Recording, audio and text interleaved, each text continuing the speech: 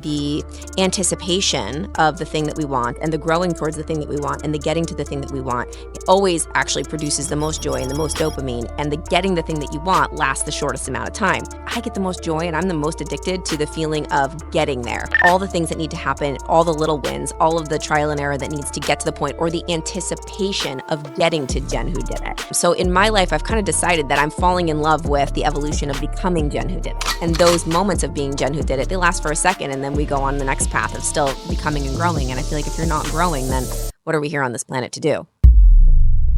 Let's start with vision. So when I'm reading your book, you talked about specific things that you put in place that you manifested, Chris being one of them. Mm-hmm.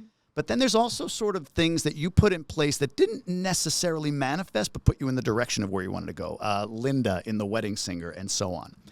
When somebody's thinking about their vision or outlining their vision, should they do so in a way that they expect one day to have exactly what their vision is? Or is it more important to just get into the direction of what you believe your vision might be? Yeah, there's a lot of different opinions on this. And I love to preface my opinion with, like, there's no right or wrong way for anybody to do anything. And if somebody came in and told me, this is the way that you have to manifest, this is the way to do it, and I did it exactly the way that somebody told me to do it, I might not have done it in the way that worked out in the way that it ended up working out. You have to actually listen. I love listening to content. I love listening to speakers. I love listening to authors and reading books, and then thinking, okay, this is amazing. What can I take from this and incorporate it into my life in a way that works for me, that resonates with me? Because if it doesn't resonate with you and you're just doing it because somebody else told you that you had to do it that way, it usually doesn't work. That's true. So there were a lot of things that I was doing because other people told me that I should do them in the way of manifesting and visualizing it really, really hard and believing that it's already yours and all these things. And they actually just deterred me from what I really wanted. And when I started just letting it go and just having a good time with it and making it into my own, that's when I started to create the stuff that I wanted, but almost create the stuff that I wanted in a weird, sneaky way, because it would give me something that was a little bit different, but so much better. My entire acting career was that, or my entire speaking career, I guess you could say, was that. When I was a little girl, I wanted to be an actress. That was my whole goal on this planet Earth since I could think thoughts. I remember I was I want to perform, I want to sing and dance. And the only thing that I ever saw of singing and dancing and acting was traditional singing, dancing, and acting. Broadway, TV, movies, that's what I thought my life was going to be. I was this is my purpose. Talking about purpose and vision, this is it. I remember when I was 5, I was in this show and they had us all step forward and say our name and say what we wanted to be when we grow up. I was part of the show. And I was in these bedazzled overalls and this red leotard. I will never forget this moment. And I stepped forward as this little 6-year-old, 7-year-old little kid. And I'm I'm Jenny Gottleib, and when I grow up, I want to be a Broadway star. And I remember looking out at the audience and seeing my mom and my dad and the lights and thinking in my mind, in this moment, there is nothing better than this. I am going to be a Broadway star. And so I went off on this journey with visualizing and seeing it even before I knew what the manifesting thing was. I was subconsciously doing it and thinking that this was my path. Now, skip to today. Clearly, it didn't work out for me.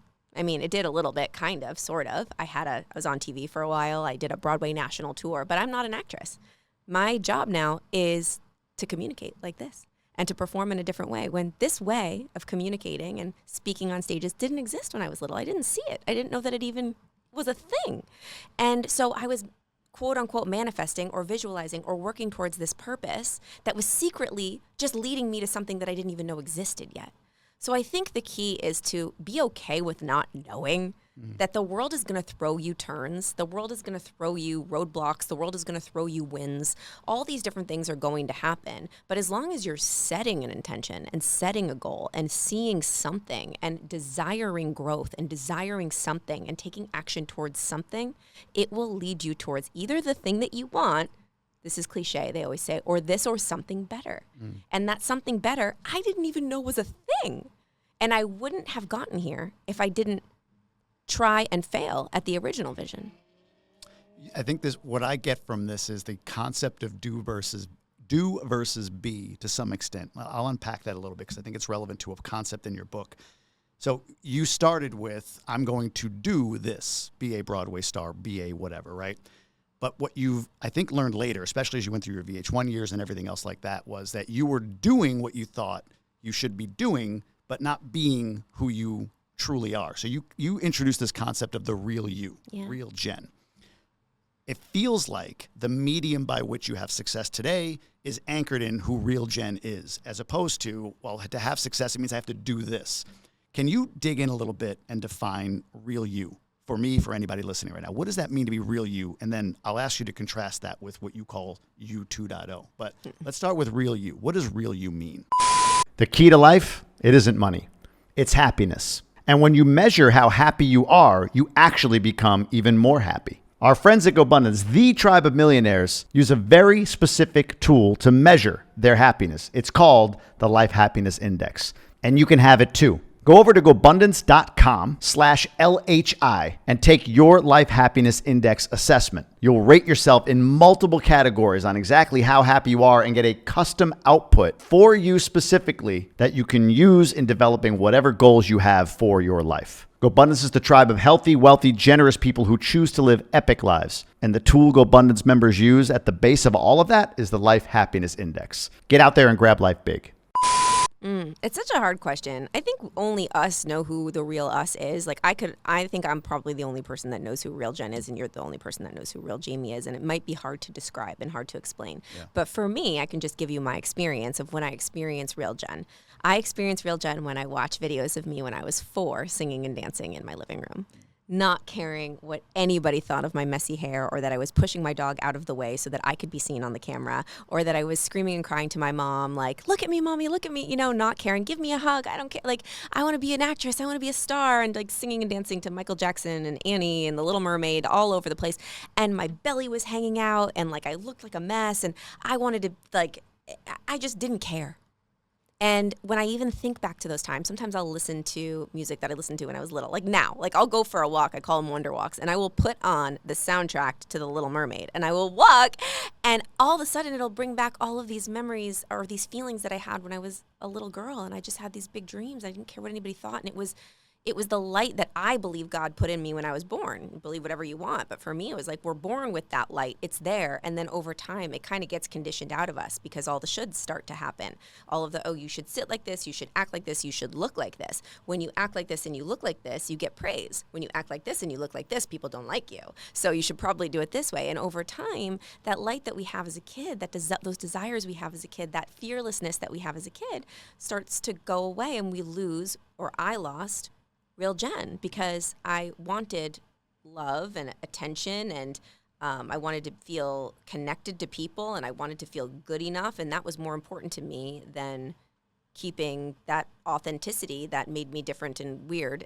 But circle back, like now I try to bring that back in as much as humanly possible for what I do now. So that's real Jen, that little girl. Yeah. So is it fair to say that real whoever you are probably exists in the memories that you have from your childhood? Yeah, I'm not an expert in this topic. There's so many doctors out there that are. Sure. And so I would bet that they would say that like your inner child is where the real you really lies. And I've read a lot about it. And I always experience that I feel the most free and I feel the most in flow, or I like to call it like in the pocket, when I can access that little Jenny inside of me that just like, she was just so curious and having so much fun and not caring what people think. And I always can feel when I'm not being her. And it's still to this day, I can feel it. I'm like, oh, you are not in the pocket right now. You are trying to be somebody that you're not. Take a step back. And we can feel that. At least I know. Can you feel that when you're experiencing the difference between the real you and between maybe something that's like, okay, I'm nervous. I care about what people think right now. I'm trying a little too hard. 100%. Yeah. And it helps in moments of silence. Yes. Meditation, the weekend thing we described it. We were talking about before we started recording. But yeah, no, I get that completely. Yeah. Yeah. 2.0, Jen 2.0. Describe that person. I love that you say 2.0. Isn't it? When I wrote it, it was 2.0. Yeah, but 2.0 is so cool. It sounds cooler. I like that. Yeah, You're the first person that's ever said it that way. You can have it. I'm into it. I'll take it and run with it. Actually, I've transformed that into you who did it. So I'm calling that person you who did it now, because it's the version of you who did it, and it is like an up-leveled version of you 2.0, but for the reader, or like when I started to say that a lot, I was like, you know what? Like when I get to you 2.0, it's like you who did it. You who did that thing. So what was the question about you? I got caught up on Dot. Who is Jen? Yeah. 2.0 or Jen who did it? How do you what's differentiate her? Oh my God. She's not, so she's always trying to get there. my word of the year this year is evolution.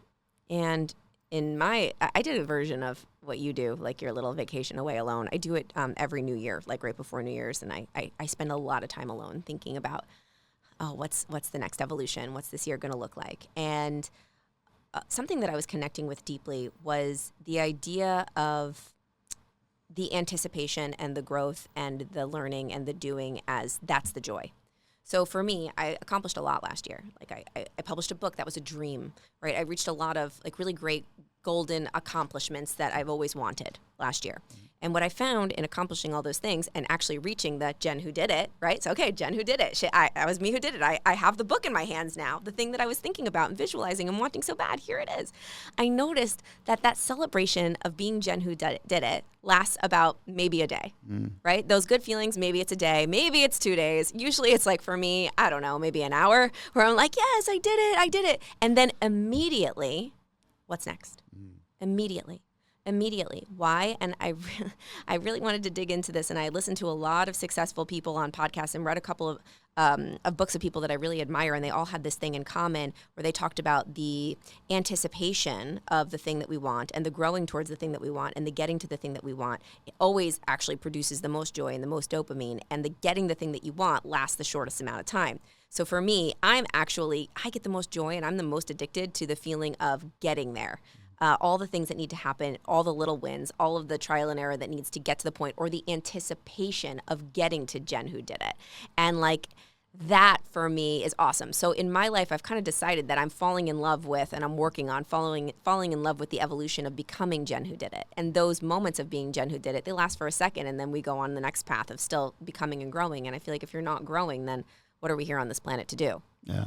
You talked about New Year's Eve, coming up with a word of the year, that sort of things. Are these tactics to try to get you to find out who Jen who did it is, or Jen 2.0 or whatever? Yeah. Are those, so if somebody's sitting here going like, oh, that's interesting, I want to be Bob 2.0 or whatever it is, what are some of the tactics that people can deploy to get there, to There's understand that? so many, and it's like choose your own adventure. You can read any personal development book and hear a zillion different tactics and tools that you could use. Yeah. There's a zillion different morning routines you can use. There's a zillion different podcasts you can listen to with strategies and stuff. And like, I want to remind the listener, choose what works best for you.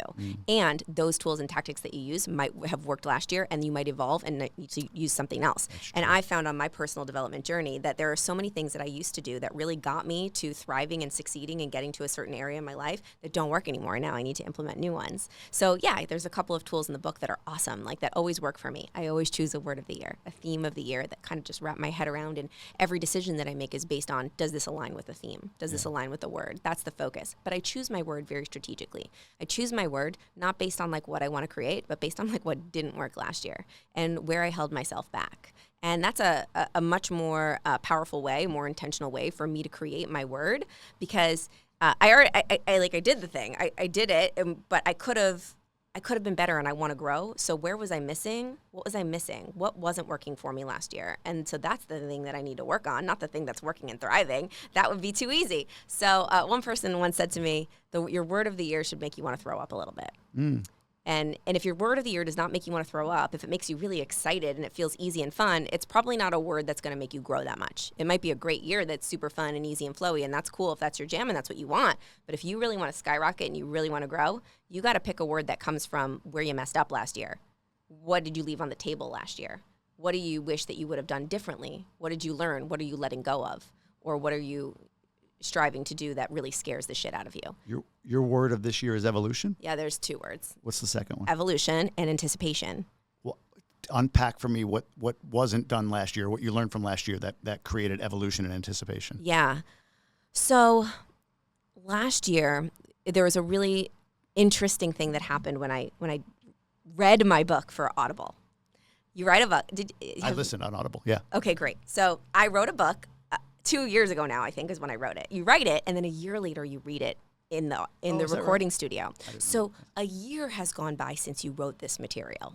And I had never read my book completely in its entirety out loud to myself since I wrote it. You know, you read it out loud, and like, I'll read to Chris, like, want to read this chapter? I'm going to read it out loud to you. I'm going to act it out. And that's all I really would do. But in its entirety out loud, a year from when I wrote it was an experience that I did not think I was going to have. And it was actually I got really nervous. because I read the book out loud, and there was a lot of parts in that book a year later where I'm like, oh my God, I like stopped. I was like, can we stop for a second? Can I change something? I want to take this page out. I want to add something. I would say this completely differently. I wouldn't say this right now. And I'm not saying that I don't believe in my book, because I do. It's phenomenal, and it is a snapshot of where I was in that moment in time. Yeah. It completely, and I will like full-heartedly, whoever is in that moment in time in their life can totally use it, and it is a snapshot of where I was and what I was learning and who I was.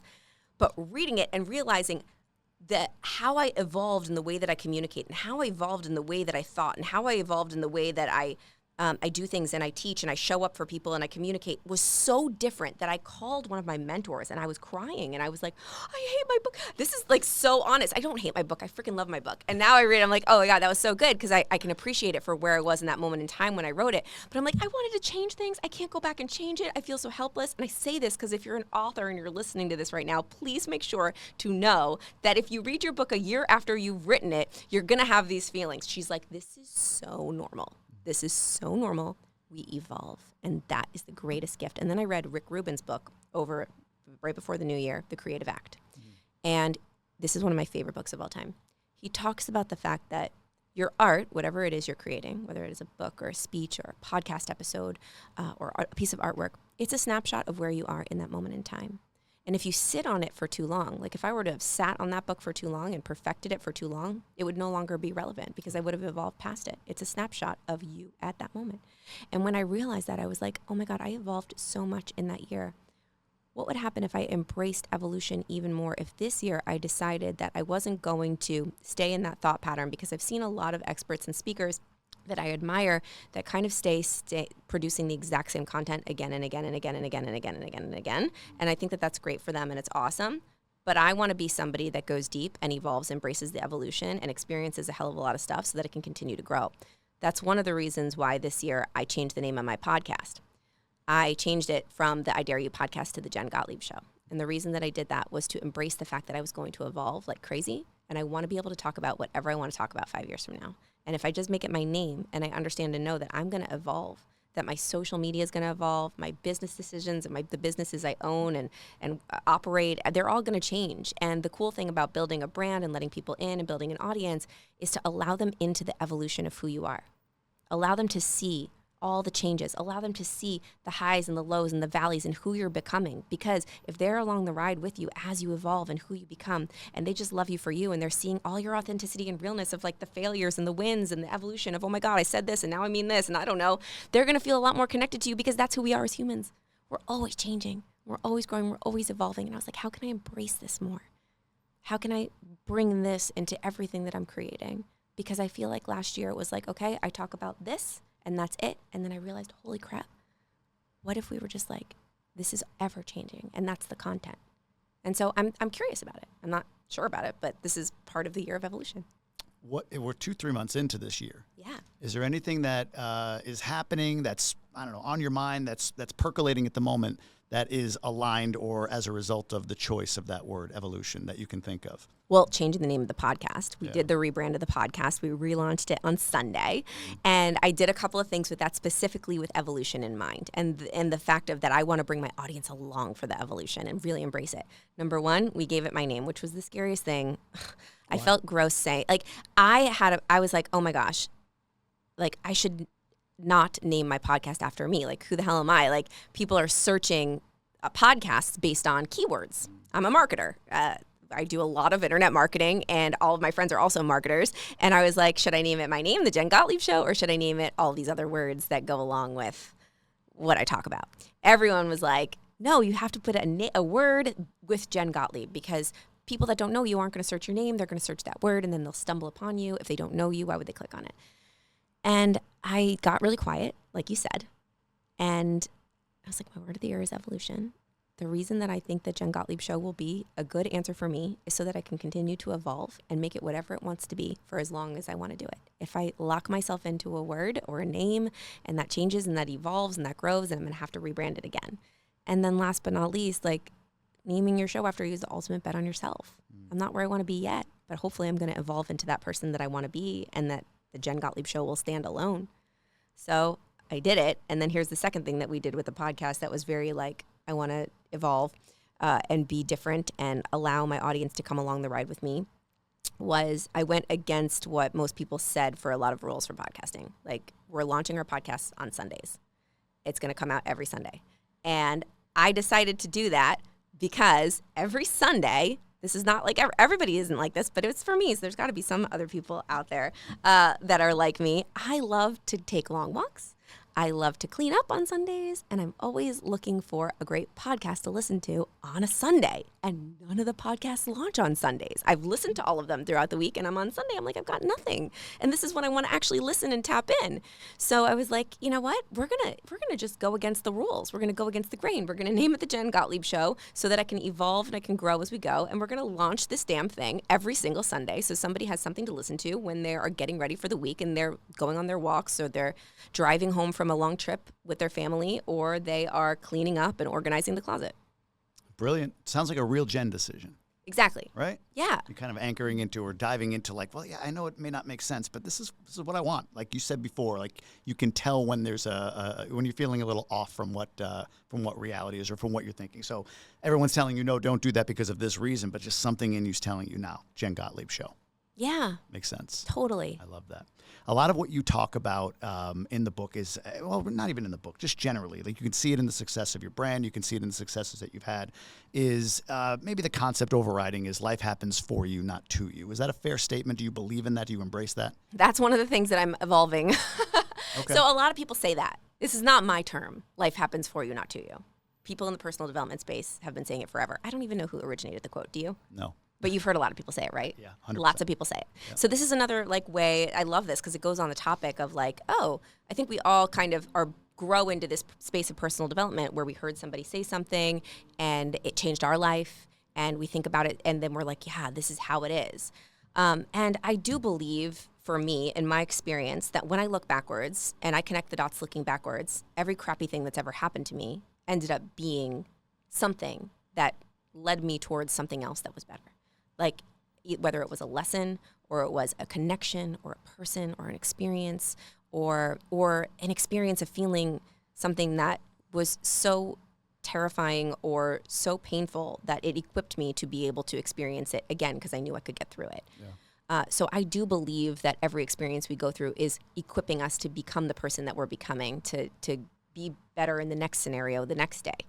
But to say everything is happening for you, I don't want to say anymore because number one, it's not my quote and everybody says it and that's okay.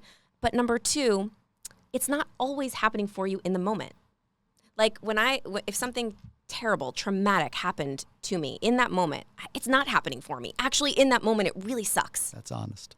It sucks. Yeah. Like think about some of the terrible things that are happening in the world. If I were to say to somebody that had something absolutely horrible happen to them today, oh, that's just for you. That is the most horrible thing you could say to that person. Yeah. It actually is shit. And it actually sucks so bad. And I want to make sure that I am acknowledging that and empathizing with that sometimes in that moment, it does not feel like it's happening for you. And you don't know that it's happening for you in that moment. You just think that it is the worst thing in the world, and that is okay. But what I can always remind myself is that time doesn't stop. Time doesn't. That's why I have time tattooed on my wrist to remind me that no matter what, that moment that I'm in that moment, even though no matter how terrible it is, I will end up in my bed that night, and God willing, I will wake up the next day, and the sun will come out tomorrow, Annie. The sun will come out tomorrow. This too shall pass. And we're never stuck in that uncomfortable moment.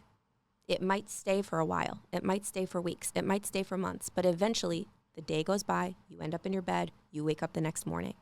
And the more that you can move through that discomfort, and the more you can sit with it, and the more you can invite it in, and the more you can prove to yourself that you can move through the most uncomfortable times, the stronger of a person you become. And then when you get onto the other side of that, it might be years later, it might be decades later, it might be days later.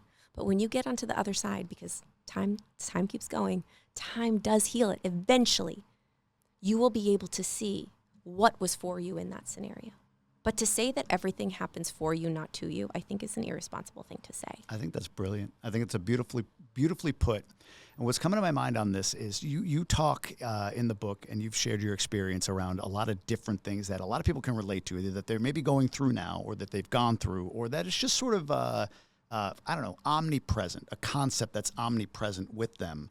And maybe they can't see how they can move past it, or how it may one day end up serving them. To your point, like, I mean, getting really specific, if you go to a kid in Gaza or in Ukraine right now and say this is happening for you, right? That's the cringy that you're talking about, getting really specific.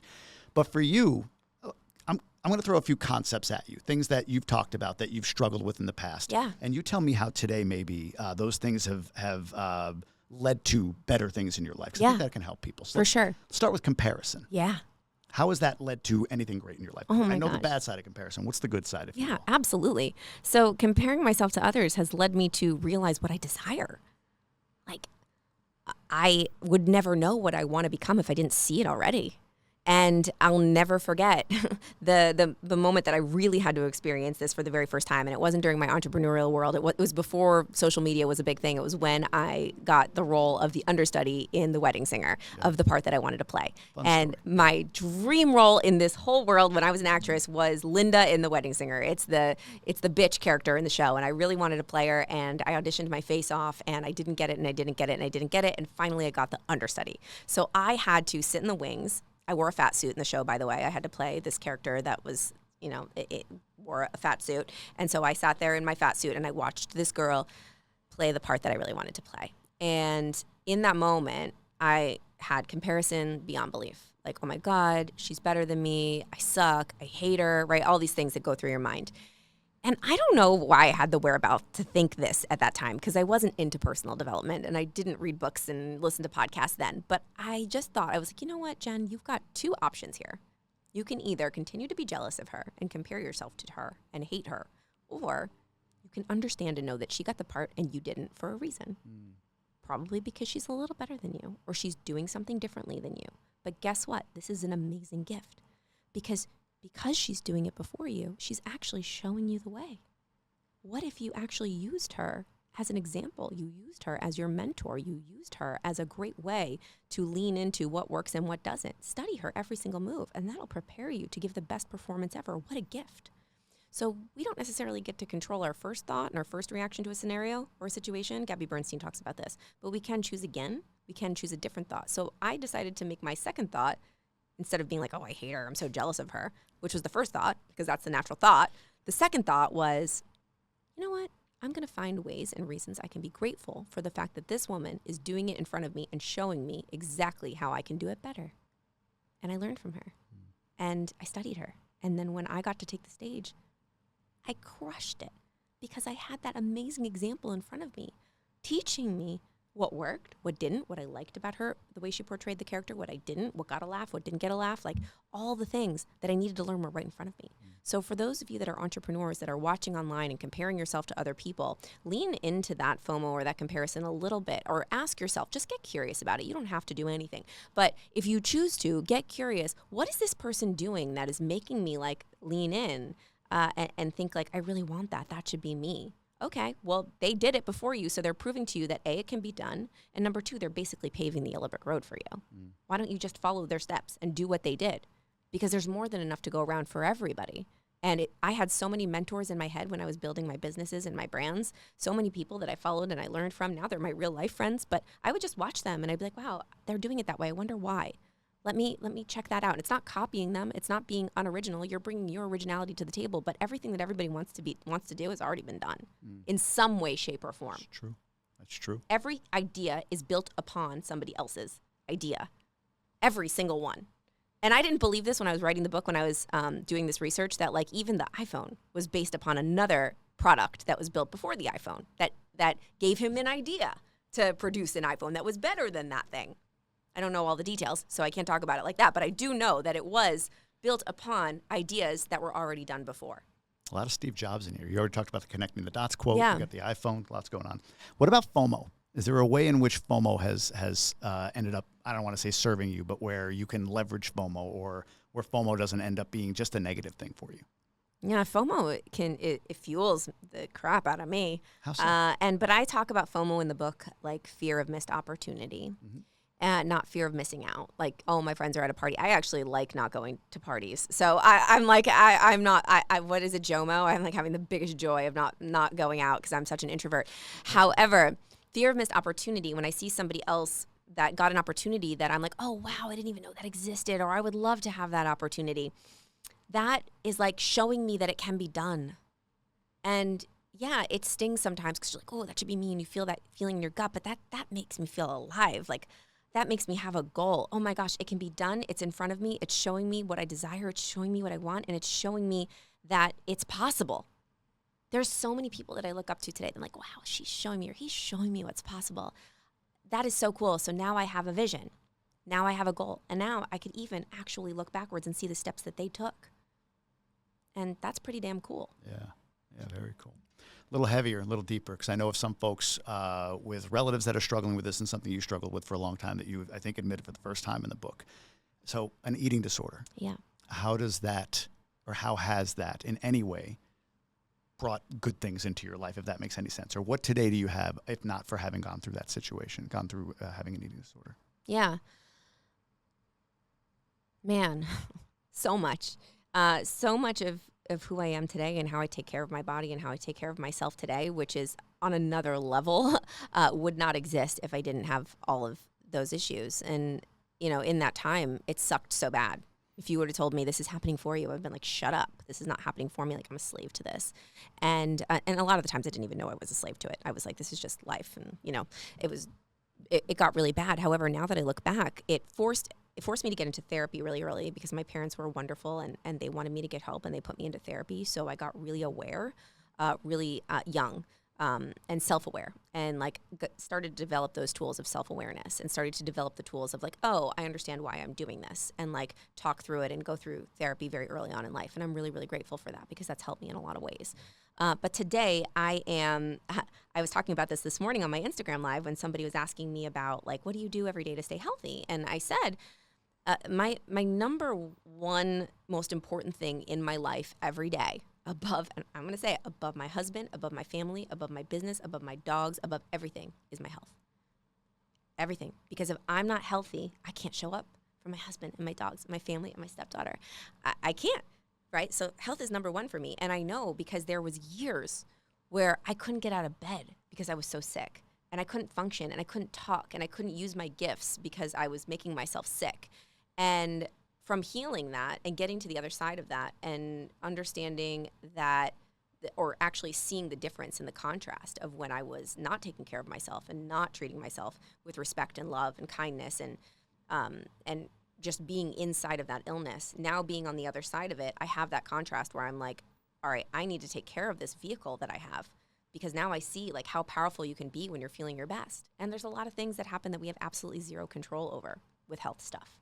Zero.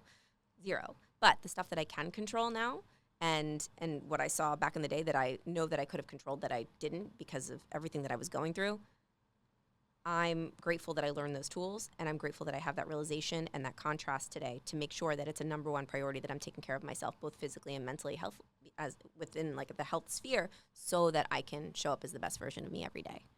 You talk about confidence in the book, and I have a couple thoughts on, or a couple questions on confidence. So today you present, and you are a very confident individual. You've worked hard to build the confidence you have. You chronicle it really, really well in the book. So appreciate you laying that out. And also thank you for going through those questions about an eating disorder and everything else that we just went through. Those are heavy topics. Yeah, so totally. Thanks for asking them. I think it's important to grow by answering questions like that. Yeah, no, I appreciate it. It is. So confidence. I based on your theme of the year, evolution, you would agree, I think, that none of us are completed products, right? We're always evolving. We're always growing.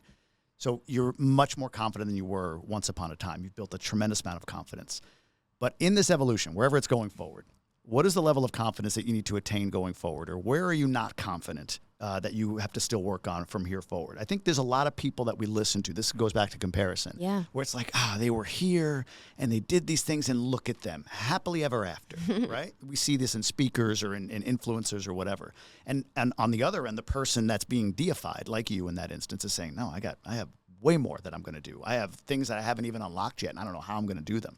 So for you, what's that next move? And where's the level of confidence that you need to gain? Or what is it about, or what are you not confident in order to get to wherever you might be going? Okay, so for me, my confidence is built in the micro. It's built in the little tiny tasks every single day. It's not built, I can't even look past this day right now when it comes to setting commitments and keeping them in order to become more confident. So the way that I talk about confidence in the book is the confidence continuum. And it is totally how confidence has been created for me, at least over time, by doing the little hard thing that's in front of me, getting a little win because of it. Dopamine hit, something cool happened, even though I was really scared to do it. So you take action, you do the thing. It's hard, it's scary, it's painful, it sucks, it's not that great. And then you get to the other side, you're like, well, I did that. And you get in bed at night and you write down, I did this thing today. You wake up a little bit more confident because you have proof that you can do hard things. You have proof that you can stick to the commitments that you make with yourself. So every day, it's micro. It's little wins. What is this hard thing that I need to do today? Today was like, I looked at my calendar and I was like, wow, I've got a lot of back-to-back, like talking and being on. And there's definitely fear in that. Like, oh my God, am I going to be too tired? Am I going to be late? Am I going to mess it up? Whatever, like little tiny things. But I know that if I do everything that's on my calendar today and I don't wimp out or I don't cancel something or I don't, like drop the ball and just be like, oh, I give up. I'm not doing this today. Or I'm not doing my Instagram live today. Or I'm not doing my workout today. Or I'm going to cancel that podcast today because everything just feels too hard and I'm just going to, not do it. Every time you don't stick to the commitments that you make, you're actually telling your subconscious, or for me at least, I'm telling my subconscious that I'm not equipped, that I don't stick to my commitments. So why would I be more confident tomorrow in the fact that I can do hard things? So for me, it's like everything on my calendar I stick to. Discipline is a huge factor in this. And I know that I have developed an insane discipline over time. Not immediately. I was not a disciplined person back in the day, but I've developed it over time with this obsession of wanting to become more confident. And you got to have discipline in order to do that. So because I followed through with this whole day today, it doesn't sound that mind-blowing and like incredible. Like I didn't speak in front of like 50,000 people today or do like the biggest, greatest Today Show, American Idol, Good Morning America situation today. However, I did follow through with things that were uncomfortable and hard, and I didn't know if I could, and I pushed myself past my limits, and I did every single thing that I said I was going to do. Tomorrow, I have a little bit more proof in myself that I can. So what's the thing that you asked me, like, that I'm not confident about? Oh my God, so many things, and so many things that I still don't know are on the way to me that I'm not confident about. But I get imposter syndrome, and I get uncomfortable and scared all the time. Every time I create anything, I have that little tiny bit of doubt, just a little bit. It's gotten less because every time you do the thing you're afraid to do, you take away a little bit of the fear, the power that fear has over you. But I would be lying if I said that when we launched something new today. I did a webinar and I had a new idea for my business. And I got my entire company bought in on this new idea. I was like, this is going to work. This is going to be amazing. Trust me, I know. And I put this whole thing into action. I had my marketing team in place. We wrote all these emails. We got the landing page set up. We got the funnel set up. Like this was a big project. And I did the webinar today. And I'm like, this is going to work. I would be lying to you if I said that I was not scared. Yeah. I was scared. I've done this a zillion times. But every time we do something a little bit different outside of our comfort zone, we get scared. And my husband, Chris, he was just here with you this morning. I don't know if he talked about this, but he taught me the most powerful thing that I remember every day is that you don't have to believe in yourself 100%. Anyone on the internet that says like you got to believe 100% in what you're doing and you got to go all in 100% every single day is like, do you? No. We're humans. Right. We always have a little doubt or a little fear or a little uncertainty, a little bit. If we didn't, I think we would be like sociopathic. If you're like 100%, like I don't have any fear or doubt, like nothing, zero, and I'm doing something I've never done before. I don't know. So Chris always tells me, he's like, just get to 51% of belief at least. 51%, a little bit more than you don't. If you can take action at 51%, then that little tiny win that you'll get, even if you fail, the win of doing it anyway, will get you maybe to 52. Maybe you'll move up to 60, and maybe one day you'll be at 70 or 80 or 98. I've been there before. But if you wait until you're at 100%, this is like the thing that I see people do the most that screws people up is they're waiting for that moment where they're going to feel 100% ready. And I have never gotten there. And maybe there are some people that are listening to this podcast right now that might say, I've been at 100%. But maybe that's a perspective thing. Yeah. I don't know.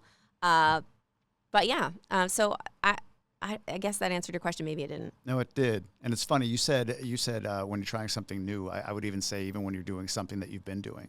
I think about this. So I had this big job. I quit it a few years ago, kind of leaned into my brand, whatever my brand might be at this point. But something like this, I remember thinking of this yesterday. Yesterday was Monday, and my old coworkers from years ago are going into what I perceive to be a very sad situation, where it's gray walls, gray cubes, gray this, gray that, and they're going to a job that I can't even imagine doing anymore, right? But they're being paid for that. They're going to be paid throughout that day, and it's very safe and secure. I, on the other hand, took a flight away from family out of the Dominican Republic to come up here and drive across Alligator Alley to go interview an MMA fighter, and I'm paying to do that. Right? Like I'm paying for studio time. I'm paying for the flight. I'm paying for this. I'm paying for that. And I wouldn't have it any other way. It's extremely fulfilling for me. But to your point, on a day-to-day basis, there's got to be a sense of belief, 51%, 50, just a little bit more than not, that this is the right path, that I'm on the journey that I'm supposed to be on by doing this. So it's what I heard was when you're trying something new, I absolutely agree with that. And as I thought about what you were saying, like, man, I think especially as an entrepreneur, as a newer entrepreneur, as a midlife entrepreneur, if you will, I think you have to have that all the time, just the 51%, just a little bit more belief than not to keep going. Because I've never been 100%. I'm still not to this day that I'm 100% confident that what I'm doing right now is the right thing. Sitting here with you, trying to build this podcast, make it bigger, make it better, serve the audience. I don't know if it's the right thing. But God, something feels like it's drawing me toward this being the right thing. And that, to me, I think is how you quantify the 51%. Fair? Totally. That's it. And then the more that it grows, the more confident you'll become. And some days you'll walk into the studio and you'll be like, I'm feeling it today. We just had the highest amount of downloads we've ever gotten yesterday. Let's get it. And you walk in and you sit down a little bit more confidently than you did the last time. But the only way you're going to get there is by taking action at 51. Yeah. Right? Getting that win, like, holy crap, it's working. I see that, like, the downloads are coming in. They're going up. Like, it's working. And now I feel like I've got a great podcast. Now I'm interviewing somebody higher level. And now I'm scared again, but I got a little bit more confidence and pep in my step. Like, that's how it goes. Yeah. Got to keep going. Got to keep taking action. I noticed this with you, and you've been in the marketing space for a long time. Just an observation that you're really careful with, and I'm curious about it, if it's intentional or just something you don't even notice. But when it comes to stating something with certainty on somebody else's behalf, you seem to withdraw that. I'm not the expert here, but this is what I can say is about me. Yep. Is that intentional? Is that something learned? Is there a story behind why you do that? This is part of my evolution. And I think that I used to communicate in a way that was like, you should do this. Everybody should do this, and speak in absolutes. And I hear a lot of people doing that on the internet. Yeah. I do. And when I hear that, I can't relate to that. Yeah. It's kind of like fuck off. I can't relate to that. I just think it's kind of an irresponsible way to communicate, because everybody's got a different situation. And I've grown into this way of communicating by communicating with people every day. So I've been going live while I do my makeup every day for, it's almost been 2 years. Brilliant. Every day, no matter what, non-negotiable. I go live every day. And I've created this community and I've practiced talking to people. And I've learned a lot from doing that, a lot. And what I've learned is that everybody is, like, I always open up my Instagram live saying, listen, I am not a mental health expert. I'm not a therapist. I'm not a psychiatrist. And I'm not going to stand here and give you direct advice about what you should do. Because guess what? There's no right or wrong way to do anything, especially in entrepreneurship. The only wrong way is to not do anything. And the only right way is to do the way that works for you, the way that you enjoy in your life, because there's so many different experiences that people have. There's so many different situations that people have. And it would be irresponsible for me to think that the 200 people on live right now all have the exact same situation in their life that I do, or that everybody else does. So for me to say, you should do this, I can say, I've learned in my experience that this worked for me when I was doing it this way. Take it or leave it. I think I have a lot more leverage to impact and help people in communicating in that way. And I'm in this for the long run. I want to be doing this forever, and I want to be helping as many people as possible. So I want to make sure that the way that I communicate is really powerful and respectful. And I want to also make sure that I make people feel like I'm talking to just them, because essentially I am. When we're creating content, we're talking to one person that's listening. Yes, a lot of people are going to listen. A lot of people are going to watch. But I want that person to actually get helped by the stuff that I'm talking about. And so I'm talking to one person. And if I can't see that person and talk to that person and have an actual conversation about what's going on in their actual life, I can't tell them what they should do. I can tell them what worked for me. I can tell them my stories. Storytelling is the most powerful way to communicate.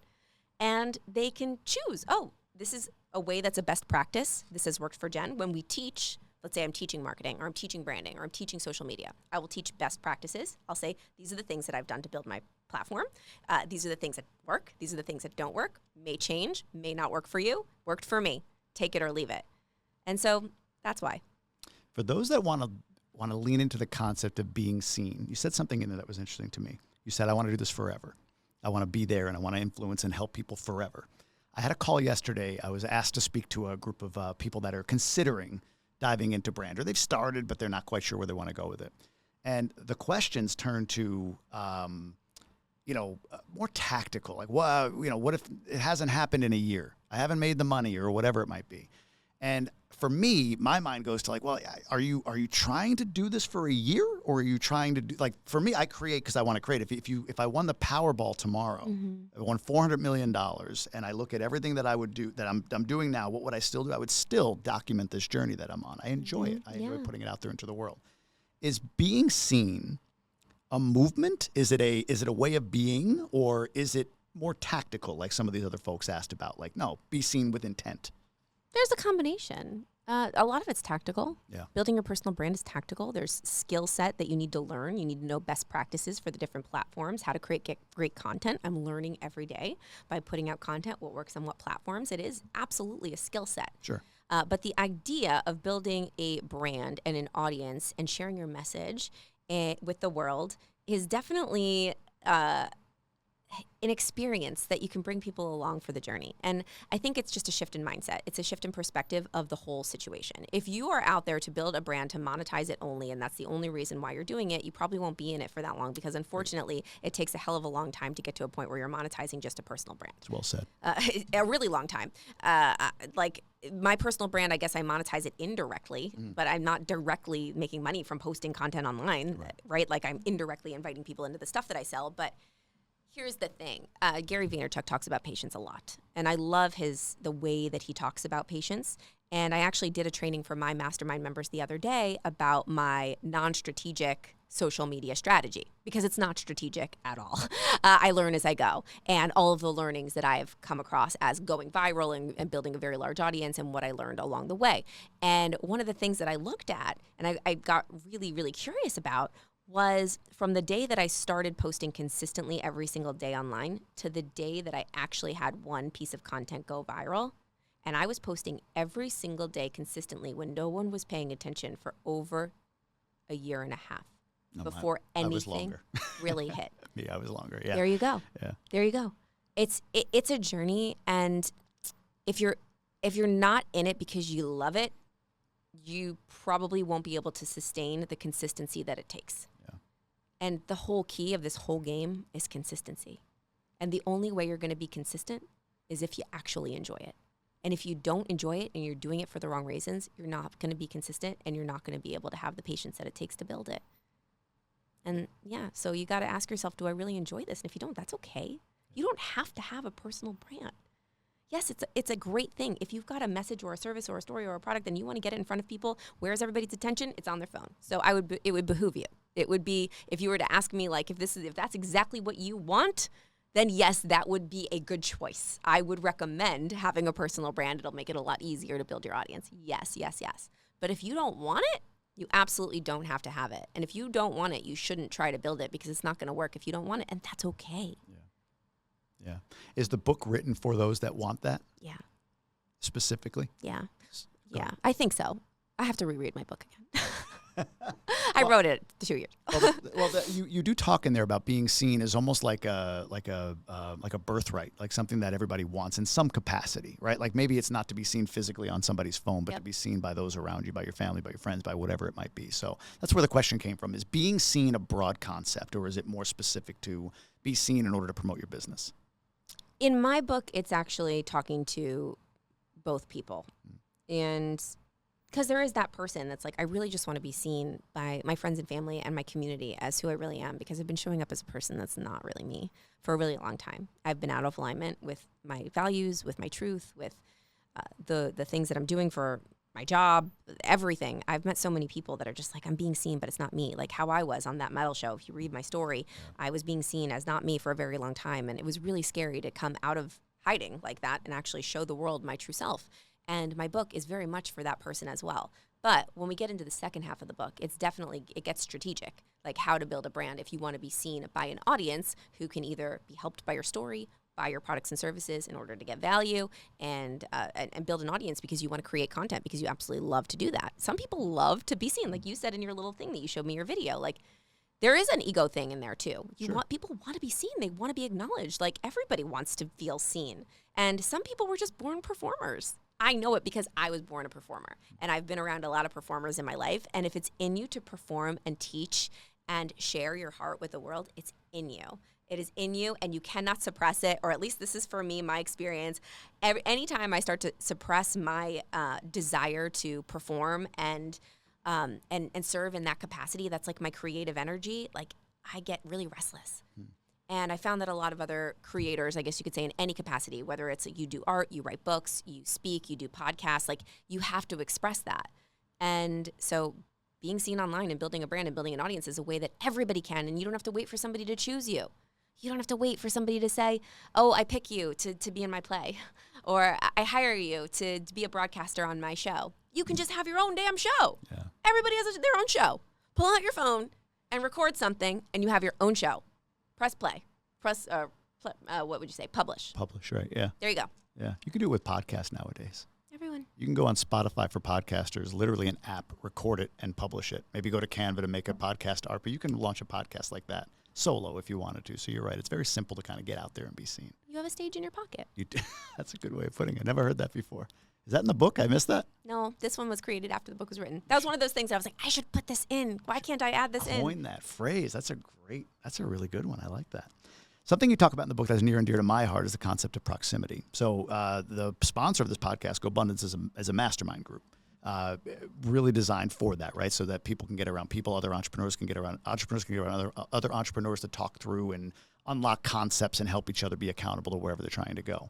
Dunbar's number, you talk about in the book, 5 people, the having 5 people around you. How do you today, with where you're going, how do you choose the 5 people? What's your selection criteria? How do you know that you're surrounded by the right 5 people for you? Do I feel amazing when I leave hanging out with those people or not? There was years of my life where I would leave hanging out with people or being around people, and I would go home and I would just feel terrible. And I would feel down, and I wouldn't feel excited about what I was doing anymore, and I would question myself, and I would feel alone, and I would feel empty, and I would feel just like, ugh, like I wanted to take a shower. And now when I put myself in rooms where I'm with people, I really pay attention to how I feel when I leave, because there's a total difference. When I walk out of a room, when I've been hanging out with like my girls who are my ride or die, and they're excited about my ideas, or if they're not, they tell me with so much love and compassion and excitement for what's the next idea, or let me help you expand on that, or let me help you with whatever you got going on, or I'm going to support you and I'm going to give you advice or tell you how I did it, or I'm just here for you and you can just sit here and say absolutely nothing for 2 hours if you want to, and we can just sit in the room and be quiet, and that's okay too. When I leave those rooms, I feel like I could do anything. I feel safe. I feel lit up. I feel encouraged. I feel inspired. I feel like I have wings. And so I pay attention to that. And if I'm let's say I go to an event and I'm in a room and I leave that event and I don't feel good, then I know that's not my people. There's a difference. If I go to an event and I'm like, whoa, these are my people, you feel it. You absolutely feel it. And most likely I feel it after I leave. So pay attention after you leave a room or after you've been hanging out with somebody, how you feel. They either give you energy or they take your energy. And when I feel more energized when I leave a conversation, I know that that's my people. And when I feel less energized, like they sucked my soul, which happens still to this day, I'm like, okay, that person's great, but not for me. As you're growing your brand, your influence and everything, are the 5 people, give or take, are they changing? Yeah. How do you manage that? It's hard. It's hard. And I think it changes the most in the beginning of your journey. For me, at least, it changed the most in the beginning. So I was an actor and struggling actor, auditioning in that space and going to acting school. And so I was very much in the community of the starving artist. And this was our vibe. And you attract your vibe. I was the same mindset, like very competitive, complaining all the time. We would always like complain, like, oh, I didn't get it, and like, oh, she got it, and I hate her, and like now no one's gonna get her. I got this, and haha, and like everyone talking crap about each other. I don't know, and everyone competing for the same stuff, and it was just like a toxic kind of an energy. And I'm not saying that all actors are this way and that all friend groups are this way, but the friend group that I was in was kind of this way. And when I started to become an entrepreneur and start my own business and start exploring personal development a little bit and listening to podcasts and reading books and going to events and seeing that there was another way to think and another way to be, I suddenly felt very, very lonely in my friend group because I was starting to see a different way. And it didn't take, those people were great people. They were just in this pattern and they were just in this world and that's all they saw. And they didn't explore anything else. And I started to, and I was like, oh, this exists? Holy crap. Now I feel very lonely in this group because I'm saying that this exists and they don't want to come this way. And that happens a lot. And what I say to people when they're in that scenario, that's like the sticky middle when you're just like, you don't know what to do because you feel like you've put so much time and energy into certain friendships and relationships. And so you can't really get out. Like I feel like, oh, it's like the sunk cost fallacy. Yeah. You know, like I've put so much, I've been friends with these people since high school. I went on, some of them I went on tour with for a year. Like I can't not be friends with these people anymore, even if I'm feeling like I'm evolving in a different direction and there's nothing wrong with them. We're just not clicking anymore. Sure. I tried to hang on to it. But the more that you hang on to something that's just going to keep you where you are, if you desire to grow, you're not going to. And so the biggest yes that I ever said to myself was saying no to a lot of past relationships. And it was really hard. It's not an easy thing to do. But what I noticed, something was actually very interesting, and this is important to note, just from my experience, and you guys can actually insert it into your experience if you can relate. When I didn't end any friendships. I didn't say, I'm not going to be your friend anymore. I didn't do that. I wasn't like, drama. Like, I'm going to go be into personal development, entrepreneurship, and you guys don't think like this, so goodbye. No, I just kind of started spending more time with other people. I took my time. I have these amount of hours, and I spent the majority of them doing other things, so I didn't have time to spend with those people. And want to know what happened? Those people stopped calling me. Yeah. So I found out that they also were not into this friendship anymore either. And so it behooved all of us to move on our merry way. And it's okay. And every time you say no to something, you're saying yes to something else. And every time I'm letting go of a relationship, I'm opening up space for a new one to come in. And that's evolution. Do you foresee right now, I was going to ask you that, is there any evolution in the friend group that you currently have that you think you need to make changes with? I have quite a few like friend groups. So I love the people that I'm connected with now, we're all very intentional about our relationship, and everybody that I communicate with now is somebody that I really admire and like I want to be like. Is there a dream relationship out there that you're pursuing? Somebody that you'd love to, I mean, obviously not, you're married, no. I don't mean that way, but is there somebody that you would love to have in your network if you could get them? I'm sure. I don't know them yet. Okay. People are people. Yeah. I don't want to be friends with somebody because of their status.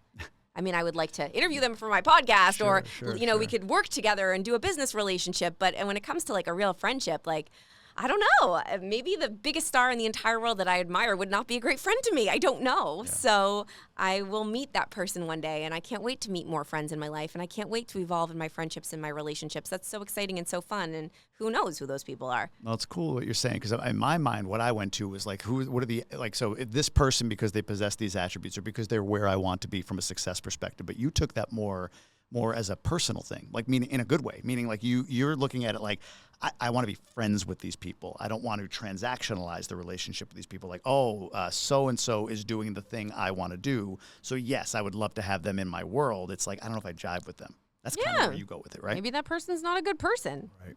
I don't know. If you ask me a different question, like who would you love to collaborate with for a business? Sure. Then I would give you a different answer. But you didn't ask me that. You asked me, is there anyone that you really want to be friends with? Yeah. It's a good point. And what you see on the internet, it's not necessarily who that person really is. There's a lot of people I admire. I'm like, wow, you're really cool. But I don't know. I haven't met them yet. Yeah. No, it's a good point. Got to ask better questions to get better answers, right?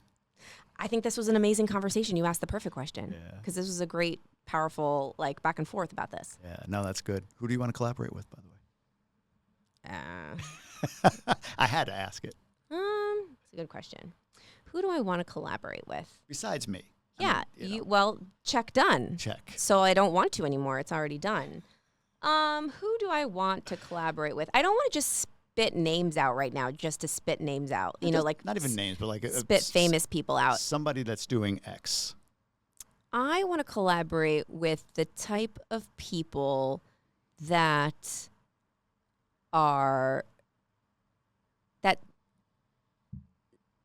said they were going to do something and overcame a shit ton of stuff to get to do that thing. Yeah. And are doing it at the highest level possible. Because I want to do that. And I know that I'm going to have to overcome a lot of stuff to get to performing at the highest level possible. And of course, there's always another level.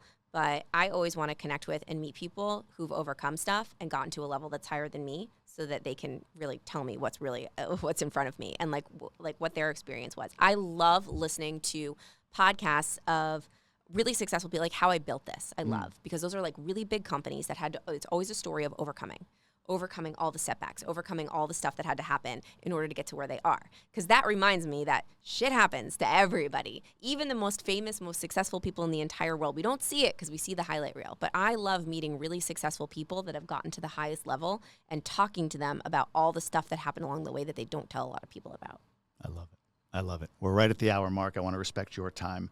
The book, Be Seen, where can people find it? Is there a website you want to direct folks to? Where should people look out for? You can find the book anywhere books are sold, except the airports. I'm in a lot of airports lately, and I look for my book in every single airport. I can't find it. So, but Amazon and Barnes & Noble and all the places, the best place to connect with me is Instagram. That's the simplest way because I'm there in the DMs at Jen_Gottleib. Yeah, appreciate you, Jen. Thanks for coming in today. Thank you for having me.